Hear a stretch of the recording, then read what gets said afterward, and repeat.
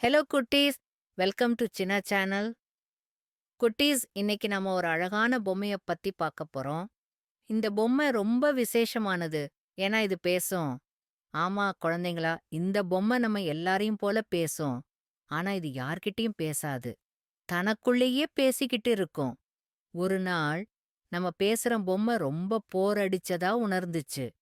எப்பவும் ஒரே இடத்திலேயே இருக்கிறது அதுக்கு பிடிக்கல. கொஞ்சம் வெளியில போய் சுத்திப்ப பார்த்தா என்ன? அப்படின்னு அது தனக்குள்ளேயே கேட்டுக்கிச்சு. அப்படியே மெதுவா, யாரும் பார்க்காத மாதிரி அந்த பொம்மை வீட்ல இருந்து வெளியில வந்துச்சு. வெளியில நல்ல வெளிச்சம் இருந்துச்சு. புதுசா நெறைய விஷயங்கள பார்க்கப் போற சந்தோஷம் அதுக்குள்ள பொங்கிச்சு. முதல்ல அது ஒரு அழகான பூந்தோட்டத்துக்கு வந்துச்சு. அங்க விதவிதமான கலர்ல பூக்கள் பூத்திருந்தன.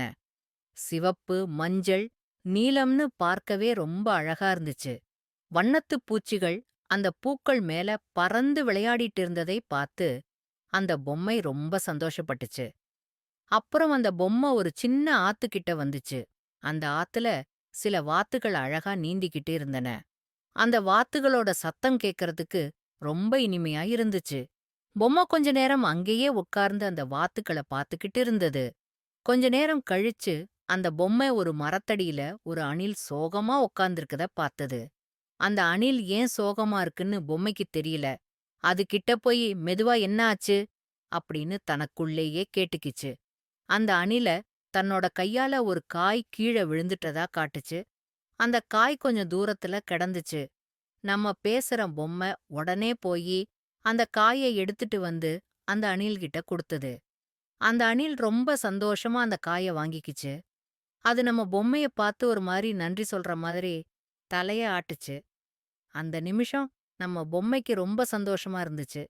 யாரோ ஒருத்தருக்கு உதவி செஞ்சது அதுக்கு ரொம்ப பிடிச்சிருந்தது.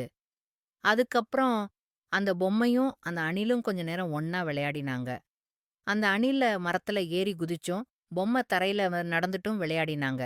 2 பேருக்கும் ரொம்ப சந்தோஷமா இருந்துச்சு. சாயங்காலம் ஆக ஆரம்பிச்சது. சூரியன் மெதுவா மறைய ஆரம்பிச்சான். நம்ம பொம்மைக்கு தன்னோட வீட்டப் பத்தி ஞாபகம் வந்துச்சு. அது மெதுவா தன்னோட பொம்மை வீட்ட நோக்கி நடக்க ஆரம்பிச்சுது. திரும்பி வந்து தன்னோட பொம்மை வீட்டுக்குள்ள போயிடுச்சு. அங்க இருந்த மத்த பொம்மைகள் எல்லாம் முன்ன மாதிரியே அமைதியா உட்கார்ந்திருந்தாங்க. ஆனா, நம்ம பேசும் பொம்மை மட்டும் இன்னைக்கு ஒரு புது நண்பனை சந்திச்ச சந்தோஷத்தோட தூங்கப் போச்சு. அந்த பொம்மைக்கு இன்னைக்கு நடந்த பயணம் ஒரு புது அனுபவத்தை கொடுத்தது. யாரோ ஒருத்தருக்கு உதவி செய்யறதுல இருக்கிற சந்தோஷத்தையும், ஒரு புது நண்பன இப்ப பார்க்கறதுல இருக்கிற மகிழ்ச்சியையும் அது புரிஞ்சுக்குச்சு. குட்டீஸ், நீங்களும் யாராவது கஷ்டத்துல இருந்தா உங்களுக்கு முடிஞ்ச உதவிய செய்யுங்க. அது ரொம்ப சந்தோஷமான விஷயம்.